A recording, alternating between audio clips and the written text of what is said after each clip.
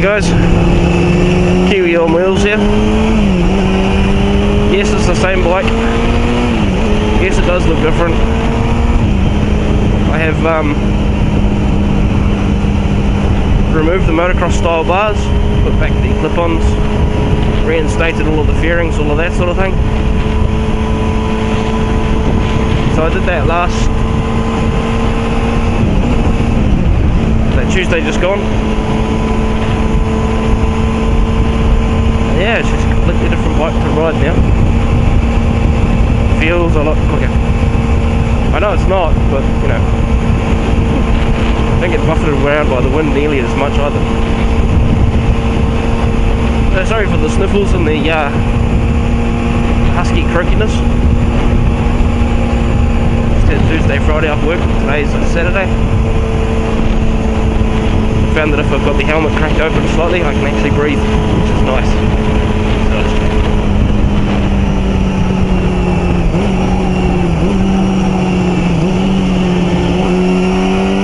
So, here I am, doing a nice little moto vlog.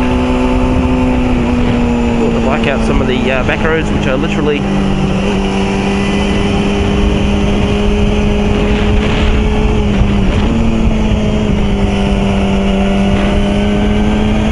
just off my back doorstep. It's taken me about 20 minutes to get here.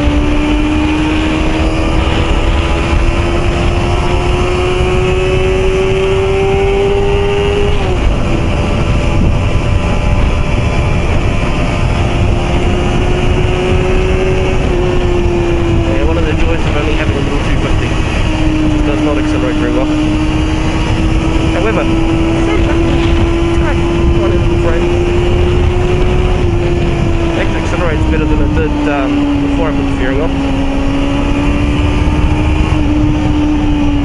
Noticeably better actually.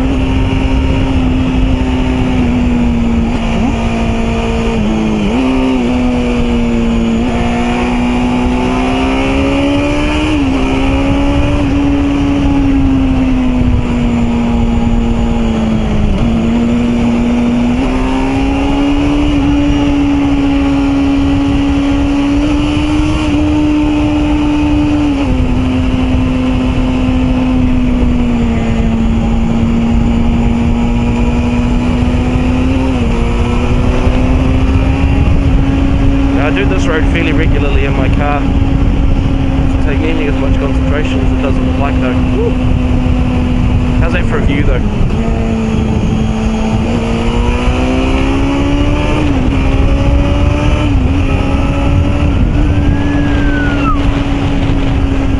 Someone's fucked up. Ambulance.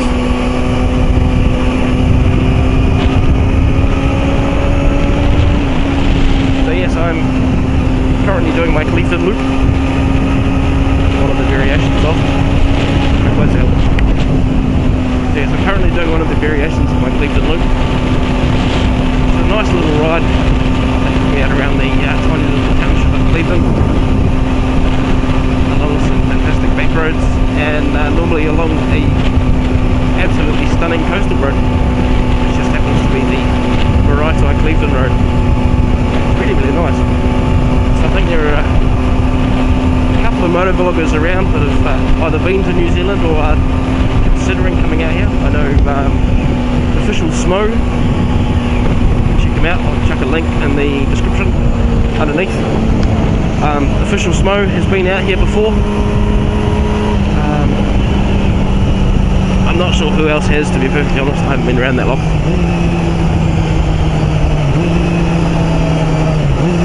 So if you are interested in coming up, have a look at some of the scenery. It's absolutely gorgeous.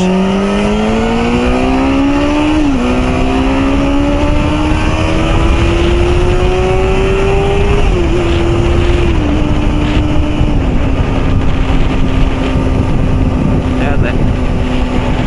Very nice, very nice. So yes, I've got no idea what I'm going to talk about today. I'm just sort of spitballing. As I said earlier, I've got a head full of flu. Cold, rather. It's not the flu. Definitely not the flu. I haven't got the shakes or anything like that. So. Oh, my apologies.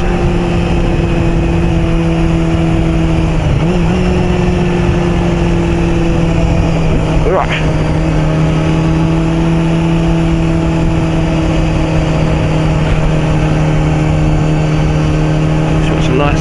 Quite nice roads out this way. The mirror keeps falling in. I need to readjust that. The screws at 100k an hour and the mirror just goes whoop. I can't see a thing when it does that.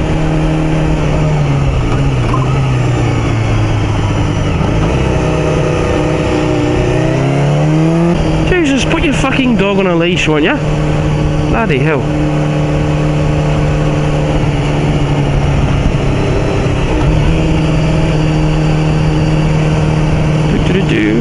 So here we go, that was Cleveland.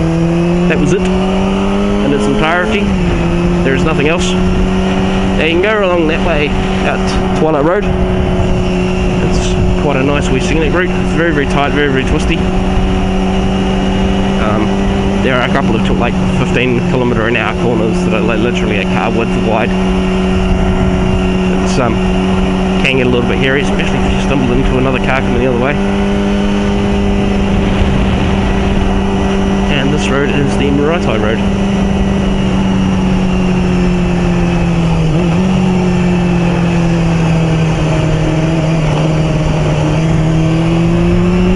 Somebody else out for a nice ride. Can't blame you, mate. It's good weather for it. Just starting to cool off a bit now. Time is 5:20 in the afternoon.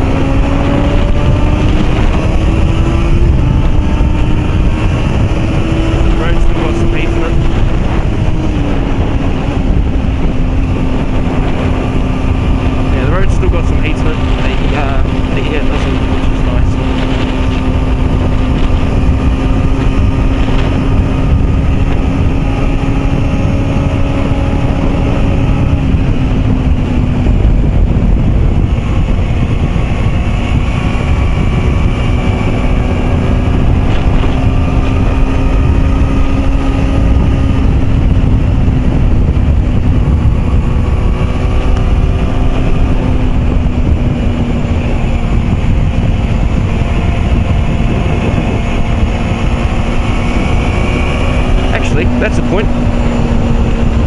I've just worked out a topic. What I want to speak to you guys today about is lane position. As I've gone through a couple of little training courses and that sort of thing, or training evenings with some like-minded bikers, we've been discussing lane position and where to position yourself for a corner. As you can see, I'm taking myself right out to the left-hand side for a right-hand corner, right out to the right-hand side for a left-hand corner. This allows me to see a little bit further around the corner before I commit to said corner. Also gives you a little bit of a buffer as well. Should you have somebody coming the other way with a nice big trailer on the back of your car, on the back of their car, with something hanging off the edge of it, it is much, much easier to tighten the radius of your corner than it is to extend it. You probably see it a lot along these roads. I know I see it a lot with most bikers that come along these roads. They sit on the centre line. And I've stumbled across a couple of bikers a few times now. You come around the corner and the only part of their bike that is on their side of the road is the wheels. Everything else is over on my side of the road. Which is no good if you've got a truck coming the other way or a rapidly moving car. Because there's just no buffer zone. Anything goes wrong, that biker's going to get it.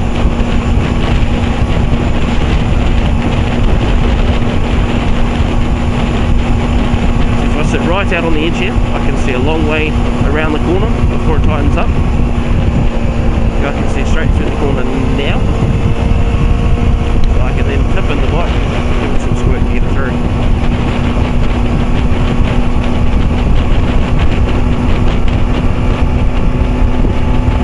I'm quite happy modelling along behind this guy down 100. So if he really starts to slow down through some of these corners, then I'll go past him. Yeah, gentle right-hander, about one left. Left-hander, that's up. force of habit over time. I just do it now without thinking, which I suppose is probably just pretty good when you consider when I first started riding, all I was doing was nailing apexes without actually thinking about it. I'd regularly have my head over the other side of the road and not actually in my lane.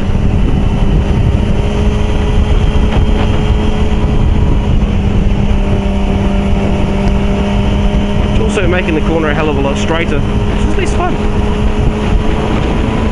If you're going right out to the edges on the corners,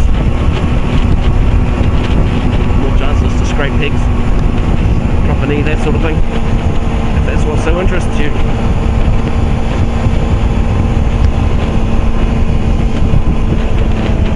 But yes, it's completely different mindset to driving a car. The car, you want to straighten out the corner as much as you possibly can, make it as comfortable as you can to drive around. Whereas on a bike, you want to be as safe as possible. So I go right to the outside of the corner, or as far out as I am comfortable.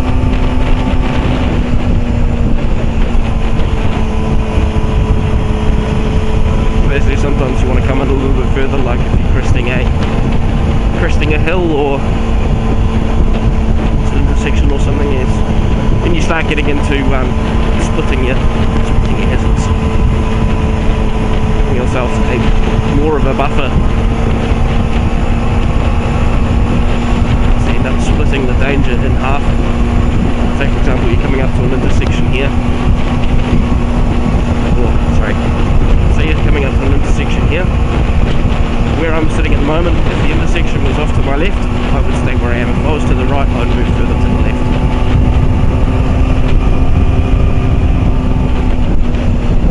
But that's okay. It's just different little things that you pick up here and there.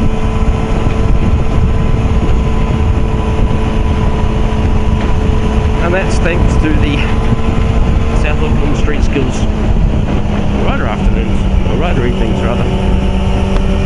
Good bunch of guys, very, very like-minded. Everybody's out there to make biking fun and as safe as possible. So, if you're new to biking or just getting back into biking or whatever, jump onto the Kiwi forum, look it up, South Auckland Street Skills, or SASS. Awesome bunch of guys. I'll probably be there as well. It's Tuesday nights.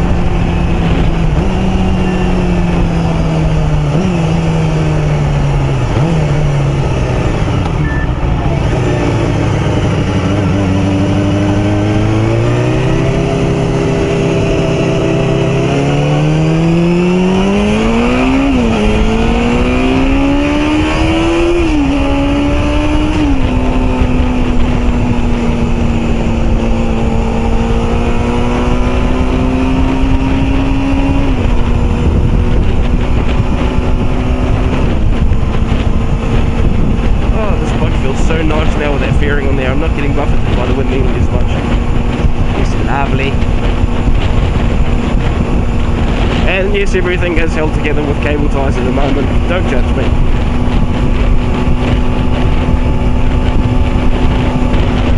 The aftermarket speedo cluster doesn't have the same mounting holes or mounting points as the old cluster,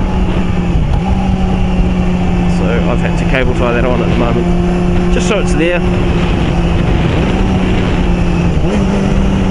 And the ignition barrel, well, it's cable tied there to get it out of the way. Once I've got some bolts, it'll be bolted up. Just need some 10 bolts to do it, which requires me to not be sick.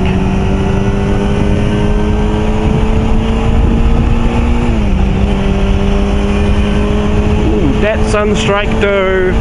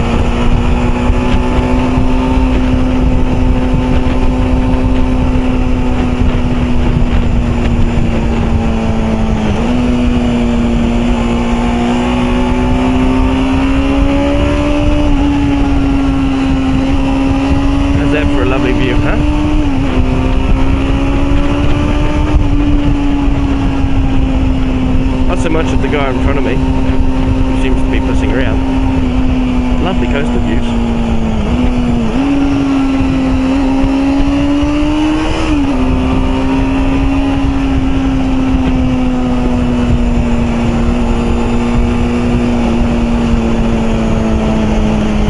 How's that, eh?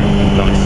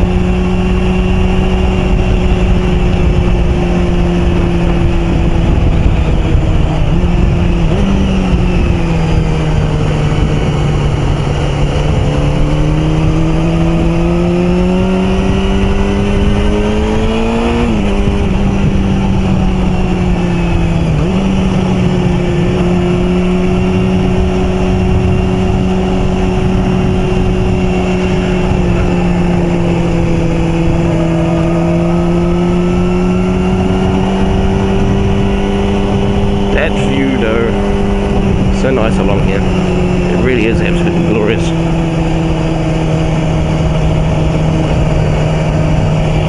Look at that. Very nice.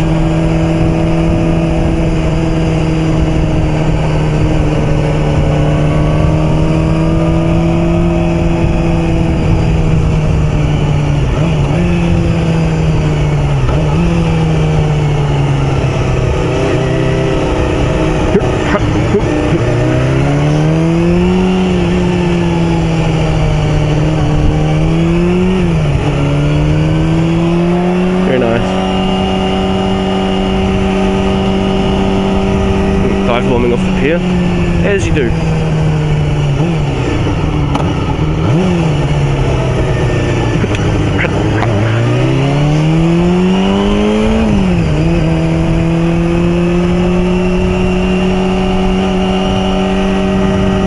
Playing a bit of football on the beach. Good call.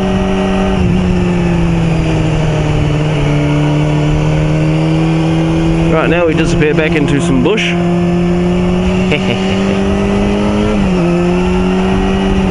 Well, not really. This is still Maraetai. Lovely little place. Very, very friendly, very coastal atmosphere. Oh yeah, you do get your typical Aucklanders who are just kind of snobby about things, but most of the people who live out this way are pretty cruisy, pretty chilled out kind of people.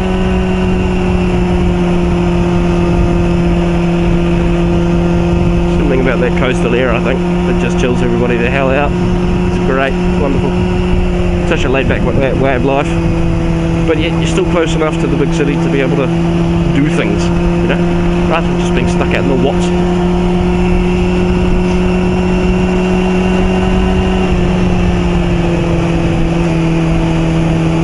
Gasoline alley petrol station.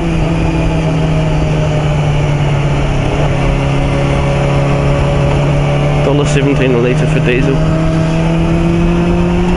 $1.81 for 91 octane. If you have a look up there, you have a lovely view of the ocean, and you can sort of see the sky tower poking its way up. I don't know if you can see it, I can. Nice little view across the bay. Excuse me for a second, just need to cough. Oh, my apologies.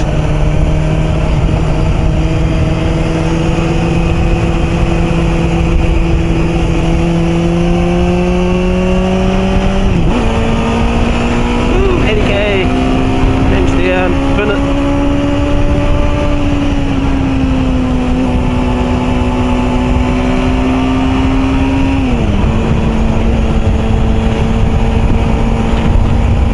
Budgie changing out and pinning it on this bike doesn't really get me much faster anywhere, to be honest. Puts a massive grin on my face though, simply because of the sound, and oh my god, this bike sounds glorious, but ooh, what's going on there?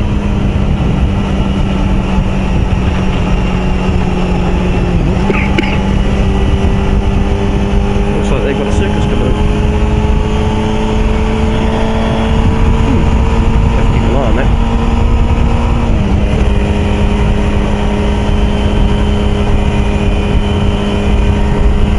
Yes, as I was saying, downshifting and pinning it on this bike doesn't really get me anywhere much faster. It is only a little 250. Granted, it was one of the high performance little sports bike 250s that were produced late 80s out of Japan. Yes, this is one of the original CBR 250Rs, big square headlight at the front. Not the double R's, which you get in the later models, sort of very, very early 90s. This one's the late 80s, so predecessor to those. Same motor, but they had a little bit of a revision done to them. Mostly the same though. Still got the same ridiculous 20k red line though.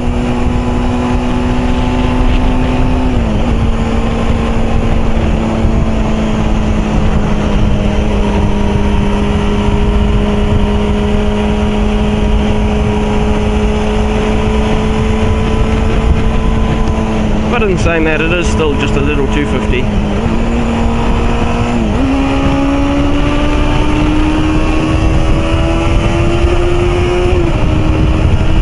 I think it's 20,000 red line means it produces power really, really late.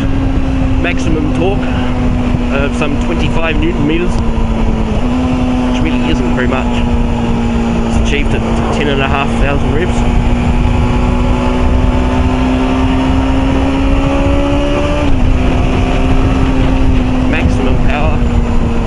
Some 45 horsepower when it left the factory.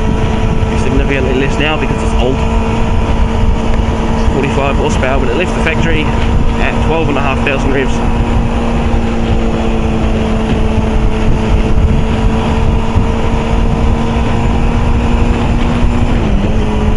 Which is thoroughly entertaining.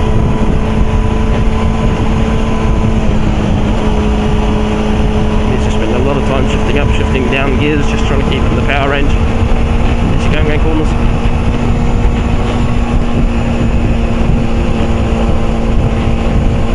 Look at that retard bleed, it's horrible.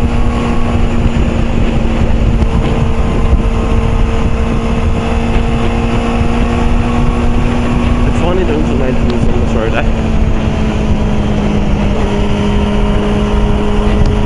Finally fixing up some of that tar bleed. So what they'll be doing is they'll be spraying a little bit of kerosene diluted tar. It's absolutely crap stuff. And dropping some chip seal on top of it.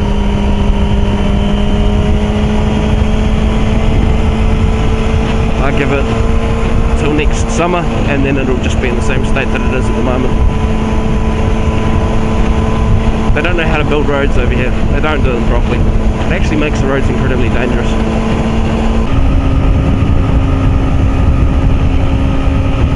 Hey, passing lane. I don't think I'll be passing anybody. Maybe that van. We'll see.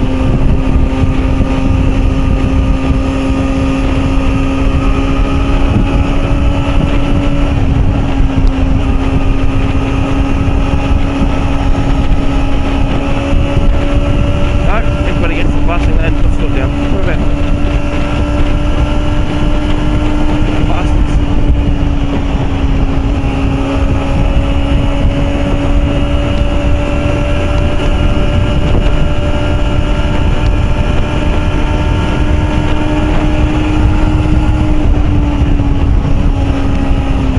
You sir are a wanker. Fuck you. And look, now everybody slows down. Granted, yes, we are coming into an 80k zone, but still, damn!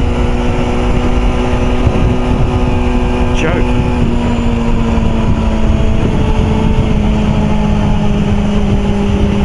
reverse, slow down to 70. Good one.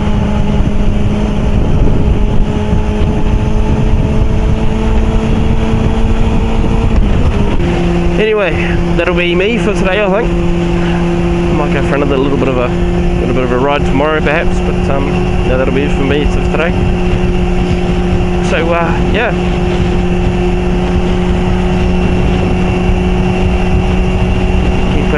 Keep a shiny side up, guys. Hope you all have a fantastic weekend. See you in the next one. Peace out.